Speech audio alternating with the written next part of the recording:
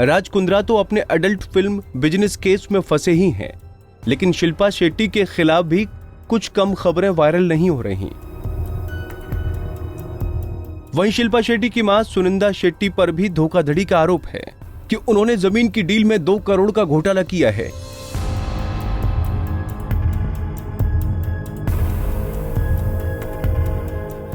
इन्हीं खबरों को लेकर शिल्पा का कहना है कि नेगेटिव खबरों के चलते मीडिया ने उनकी छवि खराब करने की कोशिश की है, जिसे लेकर उन्होंने 25 करोड़ के मानहानि का केस दर्ज किया।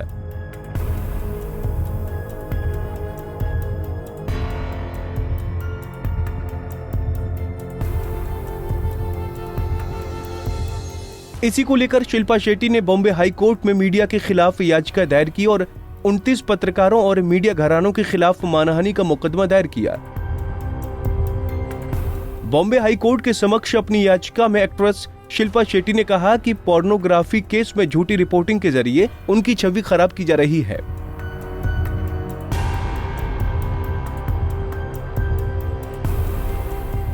उन्होंने कोर्ट से मांग की है कि मीडिया को उनके खिलाफ अपमानजनक सामग्रियों के प्रकाशन से रोका जाए, क्योंकि मीडिया हाउसेस ने अधिक हिट्स पाने के लिए सनसनीखेज खबरें अपलोड की हैं।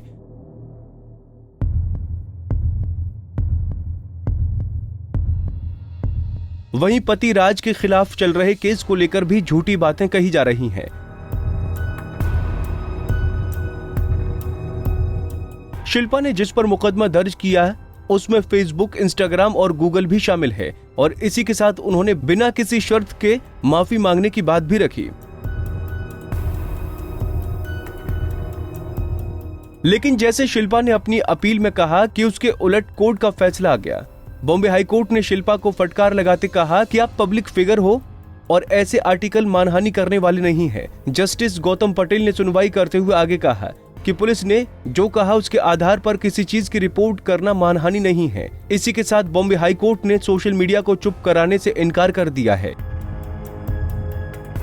अन्य पक्षों से 20 सितंबर तक मामले में एफिडेविट फाइल करने का आदेश दिया है।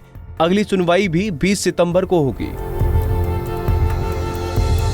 हालांकि शिल्पा शेट्टी की 25 करोड़ रुपए की बात सुनकर फैंस काफी नाराज हो गए हैं। उनका कहना है कि शिल्पा हमेशा पैसों की ही बात करती हैं।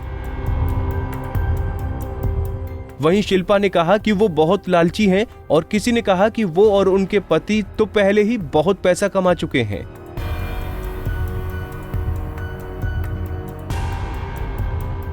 हालांकि कुछ ने शिल्पा को सही भी ठहराया। चलिए पूरी बात बताते हैं कि दरअसल मामला क्या है। जब एडल्ट मूवी केस मामले में मुंबई पुलिस क्राइम ब्रांच की टीम राज कुंद्रा को लेकर शिल्पा शेट्टी के घर पहुंची थी, तो कई रिपोर्ट्स में दावा किया गया था कि जब राज और शिल्पा को एक साथ बिठाकर पूछताछ की गई तब एक्ट्रेस रोने लगी थी और राज कुंद्रा से नाराजगी व्यक्त की थी। इस पर शिल्पा शेट्टी के एडवोकेट बीरेन सराफ ने आपत्ति जताई कि एक पति और पत्नी के बीच जो हुआ उसकी सूचना बाहर नहीं जानी चाहिए थी। हालांकि इस पर जस्टिस पटेल ने कहा कि शिल्पा शेट्टी के साथ ये घटना बाहरी लोगों यानी पुलिसकर्मियों के सामने हुई थी और ये क्राइम ब्रांच के सूत्रों के हवाले से मीडिया में रिपोर्ट किया गया था। कोर्ट ने कहा कि शिल्पा शेट्टी एक पब्लिक फिगर हैं और इस तरह के लेख मानहानि वाले नहीं हैं। जस्टिस गौतम पटेल ने आगे कहा, आपने सार्वजनिक जीवन को चुना है। आपका जीवन एक माइक्रोस्कोप की तरह है। सबसे पहले ये कहना कि वो रोई और अपने पति के साथ लड़ी जब उसका बयान दर्ज किया गया था, ये मानहानि करने वाला नहीं है। ये दिखाता है कि वो भी एक इंसान है।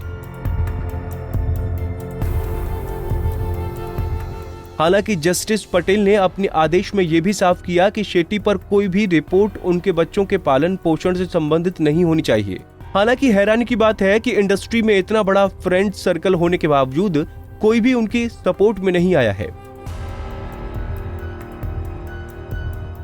बता दें कि एडल्ट फिल्म केस में राज कुंद्रा की गिरफ्तारी के बाद शिल्पा शेट्टी को भी झटका लगा है। Securities and exchange board of India यानी SEBI ने राज कुंद्रा के साथ उनकी पत्नी शिल्पा शेट्टी और उनकी कंपनी वियान इंडस्ट्रीज पर 3 लाख रुपए का जुर्माना लगाया है।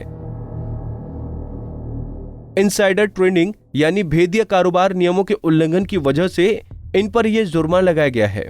फिलहाल राज कुंद्रा को 27 जुलाई के बाद आगे 14 दिन की हिरासत में भेजा गया है। इस पर आपका क्या कहना है, हमें कमेंट बॉक्स में जरूर बताएं।